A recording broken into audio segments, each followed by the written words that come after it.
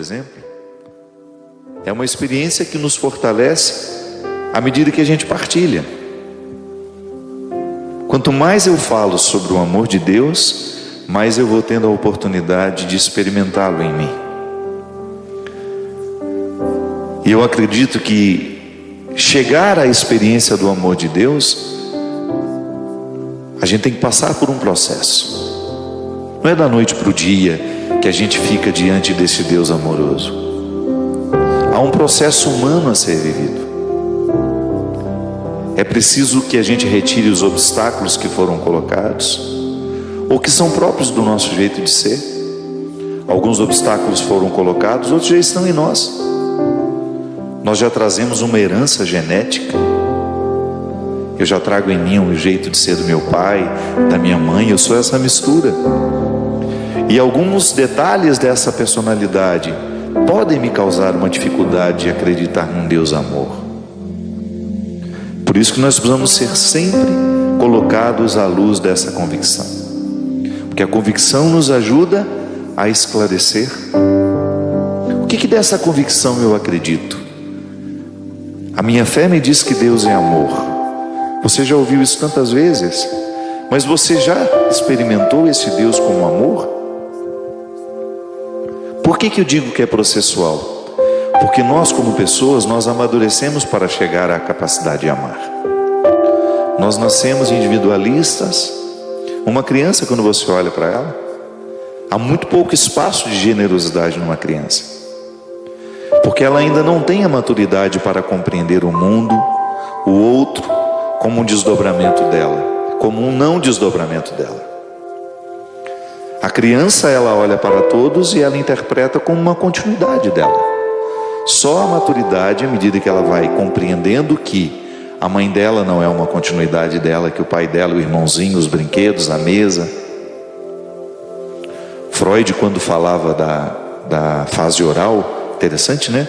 Quando a criança morde tudo, ele dizia na psicanálise, Freud dizia que a fase oral é a tentativa de incorporar o mundo pela boca, como se tudo que está ao nosso redor fosse nosso. É interessante isso. Você pode não concordar com alguns aspectos da teoria dele, eu também não.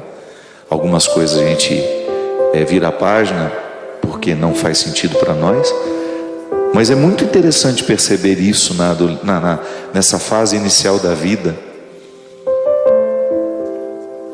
Quando eu olho para uma criança, eu estou vendo um poço de egoísmo.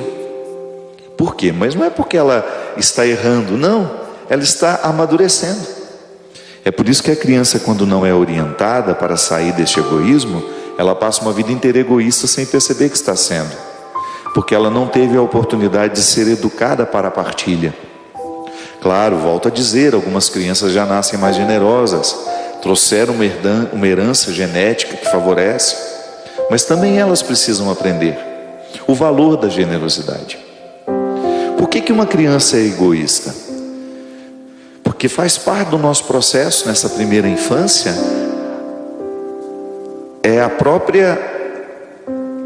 a criança está centrada nas suas necessidades. Ela sente fome, ela grita, ela chora. Não adianta você dizer para ela, sua mãe está tomando banho, daqui a pouco ela vem te amamentar. Ela não tem condições de compreender. Somente à medida em que ela vai ganhando, justamente nesse exercício, que é cognitivo, né? É que ela vai amadurecendo para compreender que a mãe, neste momento, não pode, mas que ela virá. Você experimenta um pouco dessa criança em você, quando você não sabe esperar pelo tempo das coisas. A gente fica imaturo, a gente se mostra imaturo quando nós não sabemos esperar pelo tempo das coisas. Eu quero tudo aqui e agora. Isso é típico da criança, que ainda não compreendeu que nem tudo vai ser de acordo com a nossa vontade. Então, para se chegar à compreensão do amor, tem de se passar necessariamente por esse processo. Eu gosto muito da teoria de Piaget, que foi aplicada à educação. Piaget nem psicólogo era um biólogo. O primeiro objetivo dos seus estudos não era falar de psicologia, Piaget, o grande objetivo dele era compreender o processo do conhecimento a partir da maturidade cerebral. Ele dizia que para uma criança ser capaz de fazer uma operação matemática, por exemplo, ela tinha que ter maturidade biológica cerebral. Isto é, ela tinha que ter já amadurecido o cérebro, né? O desenvolvimento, o crescimento, as sinapses, tudo aquilo para que ela pudesse ser possível de compreender uma equação matemática. E quando Piaget estava falando, estudando, pesquisando sobre esse desenvolvimento da criança, ele entrou dentro de um aspecto muito interessante, que é o desenvolvimento do juízo moral. O que é o desenvolvimento do juízo moral? É a capacidade que uma criança vai tendo de aos poucos compreender o certo e o errado, sabendo diferenciar o certo do errado. Mas para isso é preciso maturidade. Da mesma forma como eu precisei ter maturidade para fazer uma equação matemática, ou para compreender uma regra mais difícil, eu precisei amadurecer biologicamente para ser capaz daquele raciocínio. Eu também preciso amadurecer emocionalmente e também cognitivamente para que eu seja capaz de distinguir o certo do errado. Então, na primeira fase, Piaget diz que nós passamos pela anomia. É a primeira coisa que nós experimentamos na vida. Eu não tenho regras. A criança não é capaz de compreender regras. Depois ela passa pela heteronomia. A heteronomia é quando você vê a regra no outro e você acaba vivendo a mesma coisa porque você imita. Então eu gosto do meu pai, o meu pai tem um comportamento a partir de regras, então eu tenho também, mas não é porque é um valor para mim, é porque eu sou alguém que imita. Depois nós chegamos à autonomia, que é quando a regra vem morar dentro de nós. Assimilamos o valor. Eu não obedeço porque estou vendo alguém obedecer. Eu não obedeço porque estou sendo vigiado. Eu obedeço porque compreendo aquilo como um valor. E Piaget dizia que não adianta você explicar isso para a criança de forma muito racional. Não, era a partir de experiências lúdicas. Isto é, a partir de brincadeiras. Brincando é que uma criança vai desenvolvendo o seu juízo moral. Por isso que a brincadeira é tão importante dentro do método construtivista de educação. A partir das regras do jogo, por exemplo, crianças que jogam e que vão compreendendo a vida a partir das regras do jogo que joga. Interessante isso, porque você pode pensar também esse amadurecimento de compreender o amor de Deus da mesma forma como Piaget compreendeu o desenvolvimento do juízo moral. Num primeiro momento, eu não tenho nenhuma condição de compreender esse amor. Não estou preparado para isso. Não tenho maturidade o suficiente, porque eu preciso raciocinar para compreender isso. Então, se eu não tenho essa capacidade cognitiva, vai ser difícil. Não adianta você chegar para uma criança que não entende o que você está falando e você falar do amor de Deus para ela. Depois a gente até compreende porque nós estamos vendo o outro fazer. De repente nós temos um pai religioso, uma mãe religiosa, aí a gente começa a observar os frutos daquela religiosidade na vida daquela pessoa, não com essa lucidez que eu estou dizendo agora, né? Nós aqui estamos já fazendo uma linguagem mais elaborada, mas a criança não. Ela vai olhando para os pais e vai compreendendo. Minha mãe, quando vai à missa, volta melhor, volta mais feliz. Ou a religião faz bem à minha mãe. Quero também isso para mim.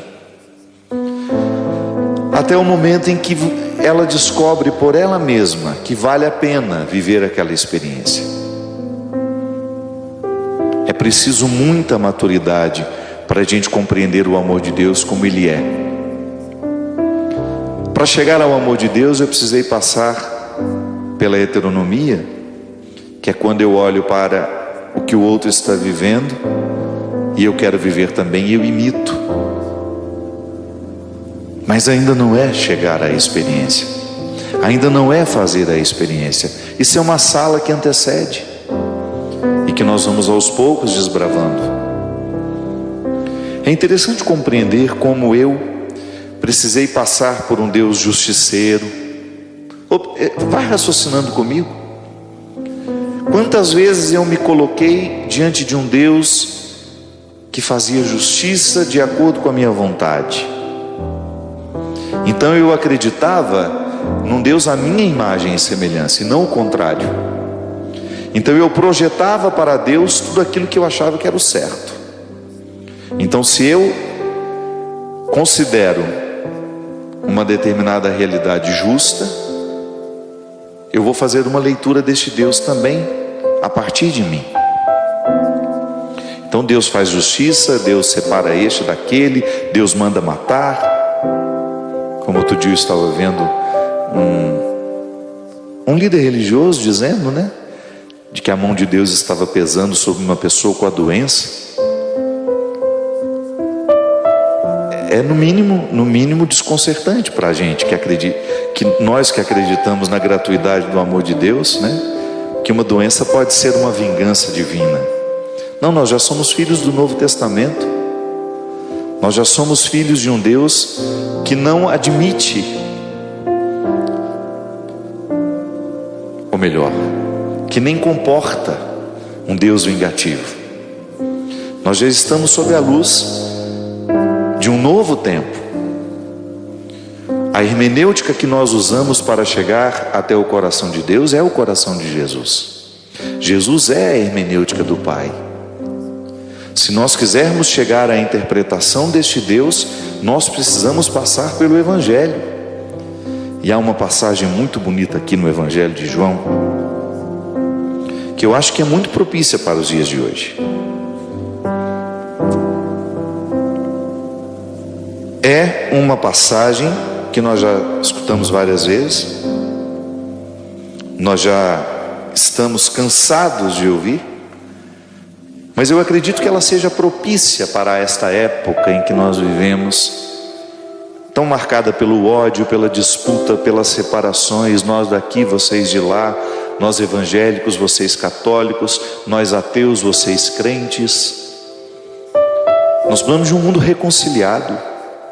O nosso discurso precisa ser reconciliador, respeitando o outro lado, respeitando as diferenças dos que não pensam como nós, dos que lutam por questões com as quais nós não concordamos, mas porque somos irmãos, somos humanos e somos filhos deste Evangelho, é obrigação nossa ter uma postura respeitosa até com aquele que está reivindicando o que para nós é uma ofensa.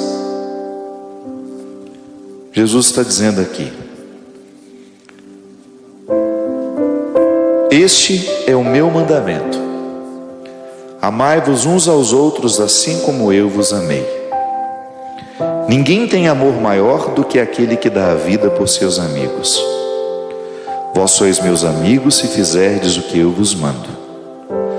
Já não vos chamo servos, porque o servo não sabe o que faz o seu senhor.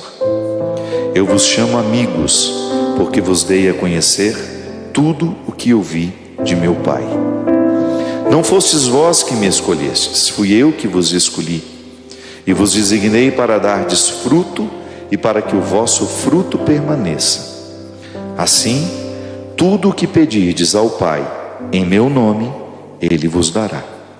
O que vos mando é que vos ameis uns aos outros.